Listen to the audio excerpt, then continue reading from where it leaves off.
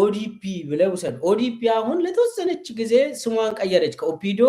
ወደ ብልጽግና ስንሸጋገር ለተወሰነ ወራት ኦዲፒ ብለን ህዝቡ መረቀነ ግን መጨረሻ ላይ ብልጽግና ነው እንትን ውስጡ በኋላ ብልጽግና ሆና ምትወጣ ኦዲፒ ተባለች አሁን ስምረት የትግራይ ብልጽግና ቅርንጫፍ ነች ወደዛ ስሟን ትቀይራለች ጊዜ ጉዳይ ነው እንጂ አሁን ስምረት ምን ትስሉ ብሎ ሚያወሩት የታወቀ ነው አሁን የተወሰነ ከትግራይ ህዝብ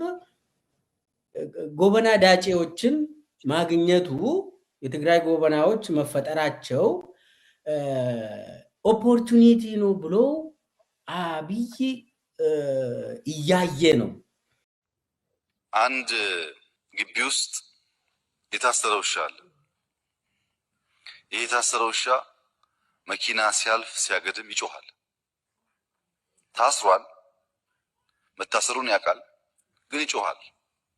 እና አንድ ውሻ ከጎረቤት ይመጣና ምንድነው እንዲህ የሚያስጮህ መኪና ባለፈ ቁጥር አንተ ታስረሃል ሰንሰለት አለ ልታቆመው አትችልም መኪናው በተደጋጋሚ ግን ሲያልፍ ትጮሃል ምን እያደረክ ነው ብሎ ሲጠይቀው አይ እኔ እኮ መኪናውን ማቆም እንደማልችል ማቃለው መኪናውን ለማቆም አይደለም ጮኸው እኔ ዋናው ያሰሩኝ ሰዎች ስራ እየሰራው መሆኑን አውቀው አጥንት እንዲጥሉልኝ ነው የሚጮኸው እንጂ መኪናውን ለማቆም አይደለም እነዚህ ሚዲያዎች አጥንት ለሚጥሉላቸው ሰዎች ነው የሚጮሁት ለእናንተ አይደለም ካልጮሁ አድዋም ወንጽ እንደሊን ሰላሚና ህዝብ ሰላም ህሉ እንደሊና እዚኤን መትከላት በጣም ይፍርሑ እዚኤን ንኹይናት ይየን ይብላሉ because ሱኹይናት ስለዝደሊ ፕሮጀክት ይገብሩሉና ዋኻ ማለት ሱኹይናት ደልል ኻላ ማለት አብልዒ ኻኹይናት ደልዩ ተዳልዩ መጽዩ ጠበንጃ ወዲሩ ምትኳስ ጥራሕ ተሪፋቶና ሃልዎት خالي كل عينت نايكونات مسارح حتى كل أول عليه خاف يسيمون هالله ما تيو طبعاوي بوليتيكاوي دبلوماسياوي سنلبناوي سكون سجوم تتابع الأخاء الله وسلنا هالله تنجا أول أكيو سراويتو أكيو خبيبك أقول مرة تكوس ساعات الوصح عندنا مليسو كنير راخولو يوم زي قورون لو ناوله نعها سخا كينات خمت دلي أمسيلو ካራክተራይዝ ምጓር ሓደ ለኹይና ዝኾን ሰበል ታ ጥይት ምትኳስ ሰበብ ይደልይሎ ካልኣይ ድማ ተራኺቦምኩ በሓደ ተኾይሎም ከጥፉን እዮም ዝብል ድማ ፍርሑን ይገልጸሎ ማለት እዩ ከአማራ ክልል ሲወጣ የሚገርም ነገር አለ ምንድነው አብረውት መከላከያው ጋር ተሰልፈው የነበሩት በተለይ ደግሞ ጎንደር አካባቢ ነው የሰማሁት ከመከላከያው ጋር ተሰልፈው የነበሩ ልዩ ኃይል ሚሊሻም መከላከያ ሲወጣ አልነገራቸው አብረው ፋኖ ሲዋጉ የነበሩት ባንድ አካባቢ ስምሪል ላይ ያሉ ከመቀለም ሲወጣ በነገራችን ላይ የጊዜያዊ አስተዳደሩ ሰዎች ጥሎ ነው ሄደው እና ምንድነው ተብለው ሲጠየቁ አሁን የሚናገሩት የተያዙት የተማረኩት የመከላከያ ሰዎች የሚናገሩ ከነገርናቸው ኋላ ቅሬታም ለዞኑም የተለያየም ሲያነሳ እንትን ያለው ከነገርናቸው የት ነው የምትሄዱት እኛን ትታችሁ ብለው ይወጉናል ትግራይ ማለት ፕላስቶ ኃይል ተታይዝ ዘለው ትግራይ እንውላ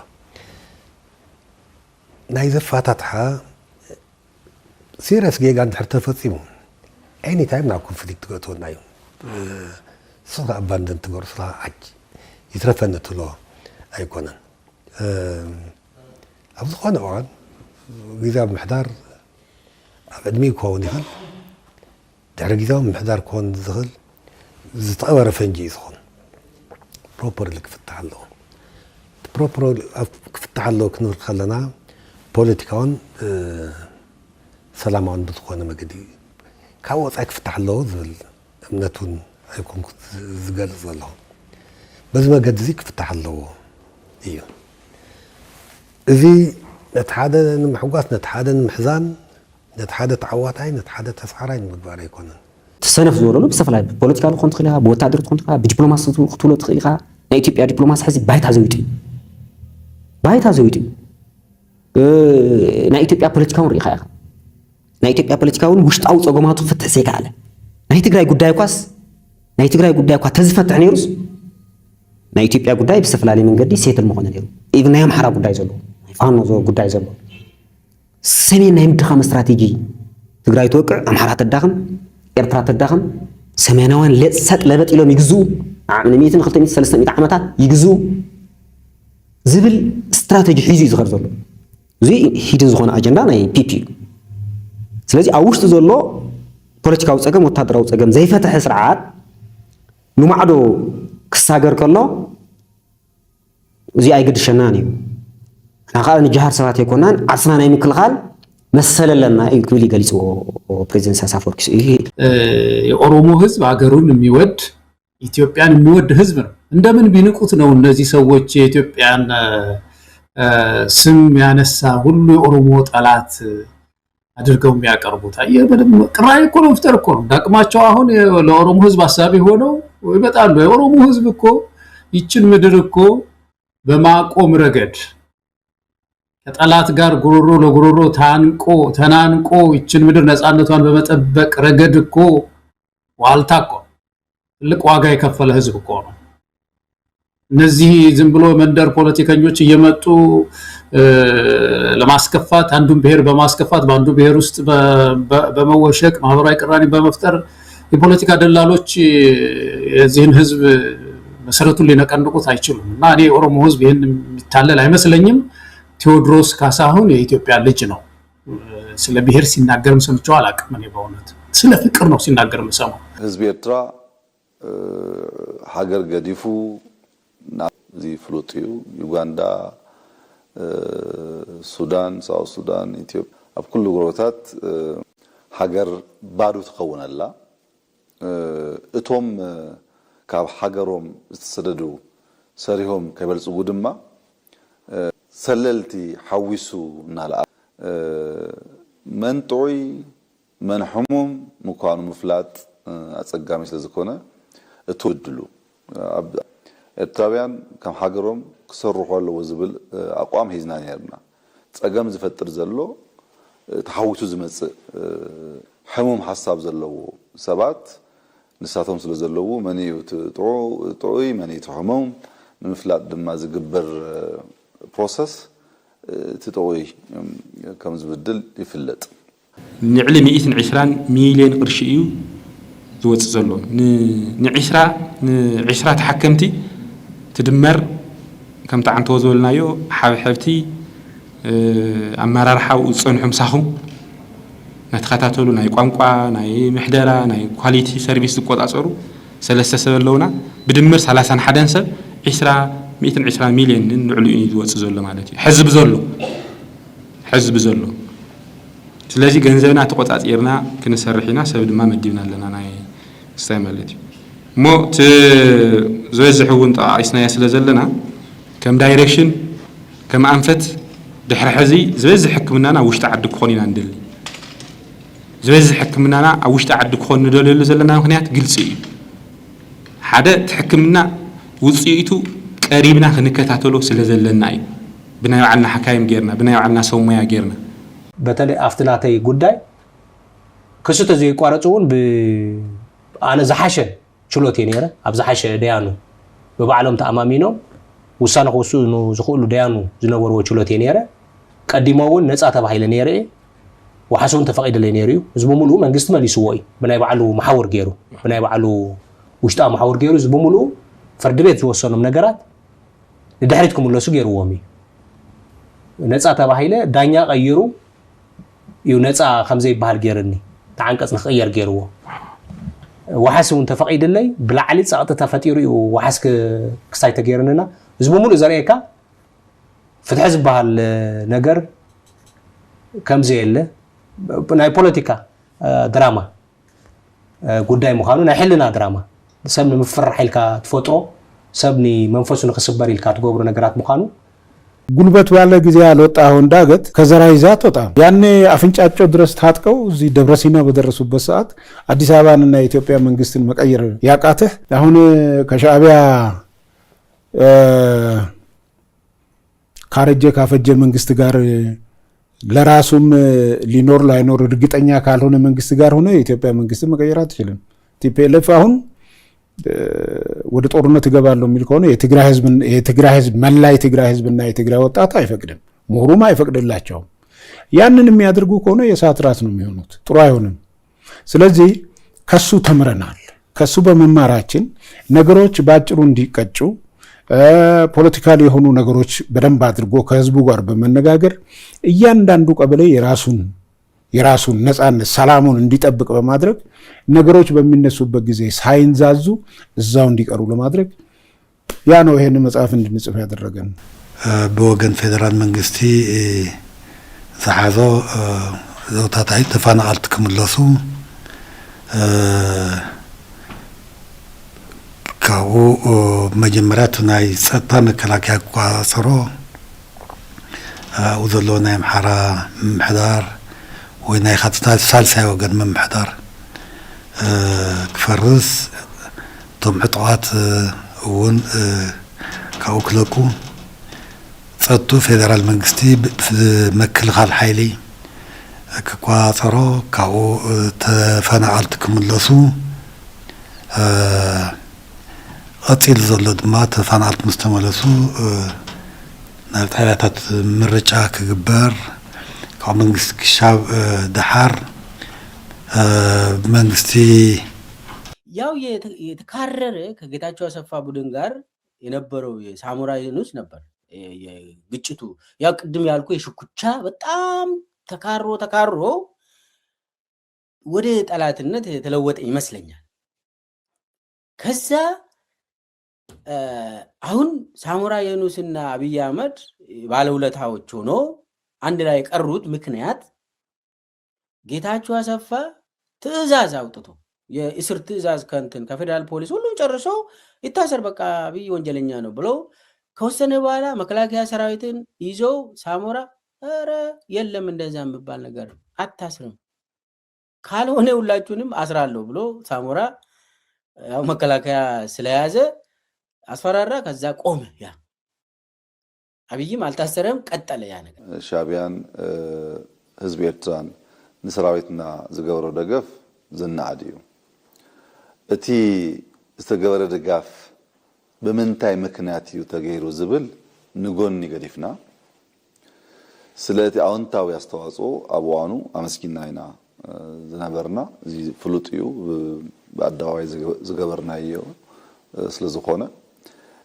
ነቲ እኩይ ተግባር ድማ ንወግዞ ኣለና። ትደገፍ ኣመስጊና ትፀገም እውን ከም ፀገም ክልዓል ስለ ዝግብኦ ንወግዞ ኣለና ማለት እዩ። ንሕና ንእኩይ ንሰናይ ድማ ሰናይ ምባል ኣይንስከፍን። ሰራዊት ኤርትራ እዚ ሰሜን ስለዝተጠቀ ነቲ አጋጣሚ ተጠቂሙ ናብ ትግራይ ምእታው ይፍለጥ። እኔ በዓለም ላይ ለሲቪል ዋር በራሱ ህዝብ ላይ ሶስተኛውን ሲቪል ዋር ለመክፈትም እንደገና በዚህ ሲቪል ዋር በሚካሄድበት ሀገር ውስጥ ምርጫ ለማካሄድም ከፍተኛ ዝግጅት የሚያደርግ እብድ ቢኖር አብይ ብቻ ነው። በቃ አብይ ብቻ ነው። እንደዚህ ነው አብይን መግለጽ የምትችለው። በቃ እንደዚህ ነው። ለሲቪል ዋርም ኃይለኛ ትግራይ ወደ ትግራይ ሄዶ ትግራይ አማራን እየወጋ እንደገና ወደ ትግራይ ሄዶ ትግራይን ለመውጋት ከፍተኛ ወጪ እያወጣ ነው። እና ደግሞ አሁን ደግሞ ምርጫ ይካሄዳል። የት ነው ምርጫ የሚካሄደው? በሚወጋቸው ቦታዎች ላይ ወታደር አለ እየላከ ያለው። የምርጫ ተወካይና የምርጫ ወረቀት እኮ የምርጫ እንትላል አይደለም እኮ ወደ ትግራይ እየሄደ ያለው። ታንክና መድፍ ከባድ መሳሪያ ከሆነ ተጭኖ ሲሄድ የምናየውና ወታደሮች እንዴት አድርገህ ነው ትግራይ ውስጥ ምርጫ የምታካሄደው? አማራ ክልልስ እንዴት አድርገህ ነው የምታካሄደው? ህወሓት ከይትፈርስ ብዝብል ኮ ዳርጋ ንባዕለይ ብዘፈርስ መንገዲ ክሳብ መጨረሻ ኸይና ንባዕለይ ከፍርስኒ ኣብ ዝበሉ ሰዓት ያው ብዝኾነ ኣጋጣሚ ወፅእ ኣሎ። ታደሰ ግን ካብ ቀደሞም ጀሚሮም ዋላ ሰራዊት ኣዛዚ ከይኸውን እኮ ሓያል ተቃውሞ እዩ ነይሩ። ዋላ ቅድሚ 2012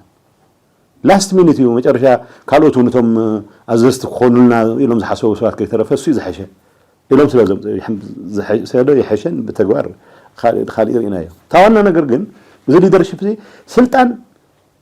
ካብ ስልጣን ወጻፍ ነበር ይኸሉ ኦክሲጅን ነው ስልጣን ከነ ህዝብ ይخطقمሉ ኢል حتى ይፈልጥ برحز رقم تخونها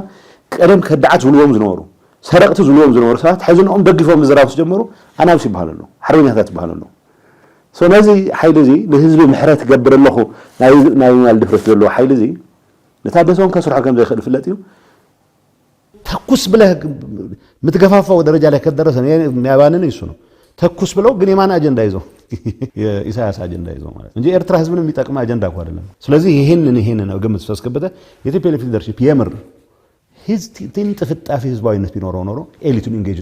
ነበር ዲያስፖራውን ኢንጌጅ ያደርግ ነበር ምን ገንዘብ ስለመሰብሰብ ሲፈልግ ነው ዲያስፖራውን ኢንጌጅ ማለት የድርጅቱ ማጠናከሪያ ይላል ደክ ማለት ካንሰር አጠናከርከው በቃ ይሄ ሊደርሺፕ የትግራይ ህዝብ የትግራይን ህዝብ የተጣባ መጅገር ሆኗል ሶ መጅገርና አፋፋው አላፋፋውም የሚጠቅመው ነገር የለም መለወጥ ነው ያለበት ሶ የትግራይ ኮንፊውዥን ምን መሰለህ ሚዲዮክሪቲ በደም ሰብከናል ለምሳሌ ትግራይ ሀገሪያ ይላል ሶ በብዙ መልኩ ከብዙ የአፍሪካ ሀገሮች የተሻለ ሀገር የመሆን እድል አለው ትግራይ ግራንትድ ዩኤዎች እስካሁን ወደ 15 ቢሊዮን አፍስሰናል እናንተን ደግፈናል እናንተ ግን እና አብይ ምንም ፍቀቅ የሚል ስራ እየሰራችሁ አይደለም ብለው እነ ዩኤ ገምግመዋል አብይ እና ከተገመገመ በኋላ ምንም እዚህ ግባ የሚባል ነገር አልሰራችሁም አሰብም በወሬ ደረጃ ነው ዞሮ ዞሮ ይሄው ኤርትራና ትግራይ ደግሞ አንድ ነው የመጨረሻውን ወደ ታች ሊመጡ ነው እስቲ አንድ ሪፖርት ብሎ በዩኤ ግምገማ ሲያካሂዱ አብይ ምንም ሪፖርት የለውም ያለ አማራጭ አብይ በቃ አሁን ፑሽ እናድርግ ነው ጫናው አለ ከውጪ ካለቆቻቸው ከአቡዳቢ ጫና ይኖራል ኢሉት ናይ ፖለቲካ ቁማር እዩ ናይ ፖለቲካ ቁማር ድማ በህዝብ ምቅላድ ፍጹም ጌጋይ ማለት እዩ በመሰረቱ ህወሓት ከም መውቀሉ ወገን ህዝብ እዩ ካብ ህዝብ ተፈጠረ እዩ በመስዋዕት ዝተፈጠረ ውድብ እዩ ሶ ኢላ ጠረጴዛ ካሊ ዝተፈጠረ ይኮነን ውድብ ህወሓትስ በመላምል ደቃ ቀያሕትን ጸለምትን በብብርኩ በብደረጃው ዋጋና ከፈለት ያባጽያ ወህዝባ ድማ አብጭንቂ ኣብ ጸባ ኣብ ጸልባት ወገን ህዝባ ኮይና አጣጣውትል ማለት እዩ ስለዚህ እዚ ፍጹም ሐሰት እዩ ህወሓት ሁሉ ዝካለ ጻዕር ኮ ገይር እዩ በመግለጺ መረ ውዕል ፕሪቶሪያስ ይተግበር ዝብል ክንደይ መግለጽታት ወጽኡ እኳ ተትበሃል እዚ ልብልኮቶ ባዕል ምስክሪ ማለት እዩ ጂኦግራፊያ በዓላ ወቂያስ በዓላት እዊ ዝበሃል ማለት እዩ ከምኡ ዓይነት እዩ ሰልፍ ሪፈረንሻል እዩ እዚ ንዓርሱ ሪፈርና ገበረ ናይ ባዕሉ ጸለመስ አው መሰረት ገይሩ እንደገና ብዙ አይነት ነገራት ካው ይቀድሕ ማለት እዩ ምንም ጭቡጥ ነገር በወገን ህዝብ ትግራይ ምስጎራብት ፍታት ይሁን ኃይልታት ማንም ባእሲ አይንደልን አብ ጎንጸይናቱን ሰላሚና እንደሊ ዝብል ይኻል አይ ህዝብ ለህዝብ ዘሎ አመንጎ ህዝብታት ዘሎ ርክብ ዝተፈላልየ ታሪኻዊ ይኹን ወድዓዊ ምኽንያታት ወሩ ሓደጋ እንጸላልዩሉ ማሕለኻታት ነይሮሞ ማለት እዩ ስሙ ዘይነበረን ስለዚህ እዚ ህዝብ ለህዝብ ዝግበር ርክብ ሰላማውን ስሙዝን ኮይኑ ክጠናኸር ግን እንደሊና ዝብል በቃ እዚ ባሃየሎ እዚአን ክልተ ነገራት ኣለዋ ሰለስቲኦም ቶም ዝለቃ ዘሎ ኤርትራ ሓደጋ ኣለዋ ካብ ስርዓት ብልጽግና ትግራይ ነጊረካ ኣለሁ ኣምሓራውን ከምኡ ስለዚህ ዞም ሓይልታት እዚኦም ንህልውንኦም እንድሕር ክጻመዱ ደልዮም ሲ ኣይትኽልክሎምን this is natural politically natural እሱ ብዙሕ ሰብ ዘይወስዶ ዘሎ ነው ዘይወስዶ ዘሎ ናብ ሕዘዞም ሰለስተ አካላት ናይ ሃላዋት ጸገመሎም ተልካ በወገን ትግራይ ግን ኣብ ስምዕ ዘይጻሕና ስለ ዝኾነ ናይ ሓደ ጉጅለ ጥራሕ ይኾን ዘሎ ኣነ ካንታይ ልካለሁ መስለካ መጸካ ኮይ ቀደም ዝግብኦ ነገር ኣነ መጸካ እኮ ዝብለካ ዘሎ እዞም ናይ ፖለቲካ ወጠጥ ዘለዎም ፖለቲካኦም ድሕር መጋረጃ ኮይኖም ወዲኦም ናው ይተው ይብል ኣነ ኣመንጎ ህወሓትን ኣመንጎ ተንውዳትን ወጠጥ ተልይዎም ተረዲኻ እንደለኻ ዝወጠጦም ዚ ግን ነዚ ዘን ይርክብ ዘንቅፍ ክኾን ይውል አይ ክንዋጣጢና ተይሎም ካሊ ሰው ኩመርሐ ምክንያቱ ንህዝብ ትግራይ አገዳሲ ስለዝሆነ كل جزء حزب تجري سلام يزدلي سلامنا ندلي حجون بسلامنا سلام زمتنا بسلامنا بسلام خنودينا مالتي أنا خازجن ببانكي بجزع كل عصب صابيلنا له عصي ولا كل أفريس ولا مالتي توعلنا كم تنا يمجم مريالم صناعي بقلصمنا خازون بقلصمنا نخفتينا نكالسينا خنكالسينا ون أفتم ختنا خازون لما ختنا نتو نكالس معراب زولو قطع معراب ينيرة فولتو صوات اللهم معراب إلى نيرة بالتعامي تمازوا علي حزب معراب بالتعامي أبسقي يزولو خازون المتصلو خرامات يزمت خازن حلاياتون بقور في كساد بستفرای نگرات أجمعات يوزحله كم سراويت متن كم حيل متن يكون كم حزب متن كم منجست متنون بسلامك فتح ذل هنا ناو خمسة عن مدنيا وجن ناو خمسة عن عبي ناي فول فليد كنات كناتو عدلايز ولا جري ولا نحزي بوغن فيدرال منجستون كاوزي وصا زي كاوزي عند بيس نجرات زعسه انت ليك وطب الله وذ والامنه تلني ليت نملا صداب سلام نزارارو تواجينا وانت مجلسنا انا سلامنا كنملس كداتو مجلسنا انا زرينا كنقيد برخمتي ጸጥ ብል ነገር ኣይኮነን ኩናት ጸጥ ዘብሎ ነገር የለን ኩናት ዜሮ ዜሮ ዝገደደ ሓደጋ ኣሎ ልዕሊ ናይ ሕፃፅ እዩ ትጸገም ናይ ትግራይ ኣብ ናይ ትግራይ ጉዳይ ድማ ኣብ ናይ ህዝቢ ትግራይ ምጥፋእን ዘይምጥፋእን ድማ ዝኾነ ነገር ኣፈላላይ ክንእቱ የብልናን ኢና ነዋ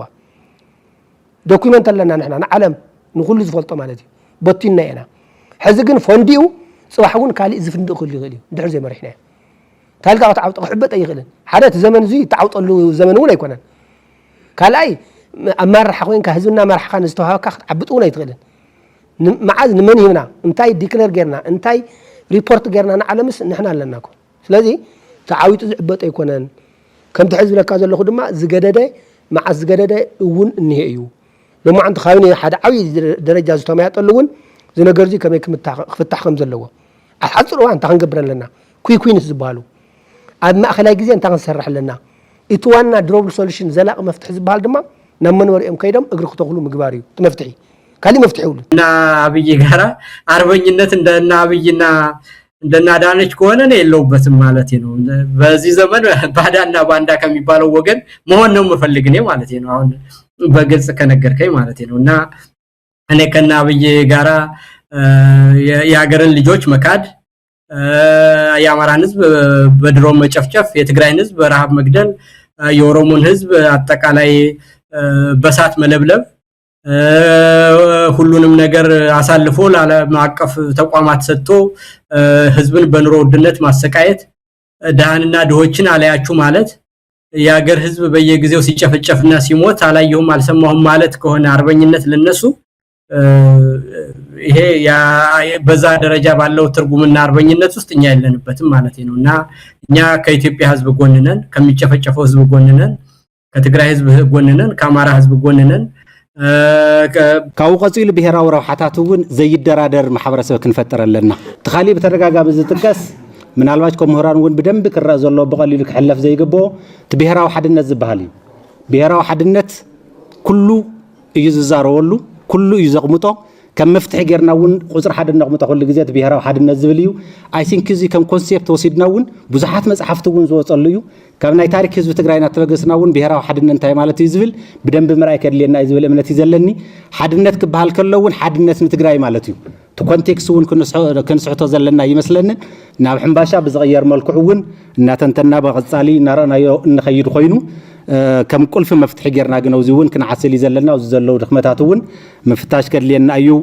زبل إمنة يزلني تقرأوا بهرتين نت مسكافة يدلينا ندر حزي بهرتين يا مخان دلينا قال ما ليكونن بهراوي راح حنان نرجع قصلو لزام زلاق بزخنا من قد نرجع قصل من قد سلا زخنا ناو حدث إكبرنا من قد سلا زخنا تهيوتنا يتمازى علي تهيوتنا هي زو تقرأي أو زو يزني ዛስዋይውን ከም መንግስት ይኹን ከም ውድብ ኩሉ ዝበሃልኮ ኣብ ሳርባይቭ ኢልና ዝኒኤና ሳርባይቭ ተዘይገርና እንጠፊና ናይ ህልውና ሓደጋ ኢና ዝበሃል ዘለና እኮ እዚ ኮዩ ትህዝብስ ጥይት እንተለዮ ነዳዳ ዓፂኻ ስርናይ ዓፂኻ ቅርሺ ዓፂኻ ናይ ኢኮኖሚ እንቅስቃሴ ዓፂኻ ዝኾነ ይኹን ሰራዊት የጓፈርካ ተፅንቶ ማለት ኮዩ ሕዘብ ትግራይ ጀሚርዎ ዝኒሄ እዚ እዩ ንምንታይ ይኹም ኮይኑ ግዜ ነይሑ 5 ዓመት መፍትሕ ዘይብሉ ኮይኑ መፍትሕ ዘይብሉ ኣብ ካምፕ ኮይኑ ካብኡ ትሰውን ካብ ዓቕሚ ምንኣስ ዝብገስ ተሳላጅው ትምትሕጋስ ካብ ልዕሊ ድማ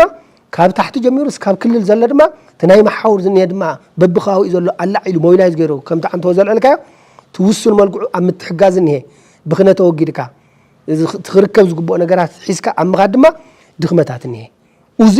ከም ሓድሽ ምላዓል ሞቢላይዝ ምግባር የልዮ ሽፋኑን ዝርግሑን ዕምቆቱን ቲፒኤልኤፍ ስለ ዝዓቢ እምበር ኣብ ኩለን ውዳባታት እዩ ምክንያቱ ብቐንድነቱ ቲፒኤልኤፍ ህዝቡን ብዙሕ ትፅቢት ስለ ዝገብረሉ ሰፊሕ ፖለቲካዊ ቤዝ እውን ስለ ዝነበሮ ሶሻል ካፒታል እውን ዓሚቕ ስለ ዝነበረ ንሱ ዝፈጠሮ ትፅቢታት ዝገደደ ይገብሮ እምበር ኩለን ውዳባታት እየን ንነብሰን ክፍትሻ ዘለዎን በትህዝበል ኮይ ነኖ ዓለም እንኮ ይፀላለም ኣሎ ብዘይካ ሓደ ክልተ ትልዮ ውድ እምበር ነኖ ዓለም ሳተን እንኮ ናተፀላለማን ናተወጣጠሳን ኮ ይዕላ ኣለዋ ገሊአና ሓራ መሬት ይኸዱ ኣባላቶም ገሊኦም ከዓ ኣብዚ ይኾኑ ኣብዚ ኮይኖም ነቲ ሓደ እናተኸራውን እናተዳዋራውን ኮ ይዕሉ ኣለዉ ስለዚ ንቲፒኤልኤፍ ጥራሕ ኣይኮንኩን ዝብለክ ዘለኹ ሜዲ ብርግፅ እቲ ዋና ገዛኢ ሕማቕ ካበይ ዝምንጩ ዘሎ ተይልክኒ ትክክል እናፈልፈለ በብለይቱ እናፈልፈለ ዝሓድር ዘሎ ምክንያቱ ብዙሕ ኣባል ዘለዎ ንሱ እዩ አብይ አንዱ ችግሩ መሰለ ነገ የሚባል ነገር የለም በጣም አቅልሎ ነው የሚያየው አለመማሩም ይሄ የማህይም ድፍረቱም ችግር ፈጥሮበታል ሎክ አሁን ኢትዮጵያ ውስጥ ያሉ ኃይሎች ተባበሩብኝ ብሎ ሁሌ ይከሳል ፋኖን ኦላን ቲፒኤልኤፍን ከዛ ደግሞ ኤርትራን ማን ያስተባበራቸው እነዚህ ኃይሎች እኮ ብዙ ለፍተው የተስማሙ ሳይሆኑ ሁሉንም ተራ በተራ ስላጠቃ የጠላቴ ጠላት ወዳጄ ነው የሚል ተገደው እኮ ነው እንዲሆኑት he actually forced them to be united አሁን አንዳንድ ፕሮፓጋንዳ ስታይ ባዳ የሱን ቃል እንጠቀም ሁለት አይነት ኃይሎች ተባብረውበታል ቢላይ አሁን ባንዳና ባዳ ያላቸው ባንዳ የሚላቸው እንግዲህ ኢትዮጵያ ውስጥ ያሉ ናቸው አይደል በተለይ እንደ መንግስት የዛን መንግስት አካል ሆኜ የነበሩ አካሄዶች አብዛኛው እኔ አልቀበላቸውም ነበር ለምሳሌ በትግራይ ጦርነት የኤርትራ ሰራዊት ገብተዋል እዛ ላይ የነበረው ልዩነታችን ያው ይታወቃል እኔ መከላከያ ሰራዊትም ይሁን መንግስት የአገር ሉዓላዊነት ማስከበር አለበት የውስጥ ችግራችን ነው ግን እዛ በነበርኩበት ጊዜ በትግራይ ውስጥ እያየሁት የነበረው በጣም ተገቢ ያልሆነ በጣም ጉዳቶች በህዝቡ ላይ ለመንግስት አቀርብ ነበር እነዚህም በወቅቱ በቂ ምላሽ አይሰጥም ስለዚህ እኔ በመንግስት የነበረኝን እምነት በጣም የተሸረሸረ መጣ ማለት ነው ፌደራል መንግስት ያቱም እኔ እዛ አካል ሆኜ ለመቀጠል ህልና የማይፈቅድም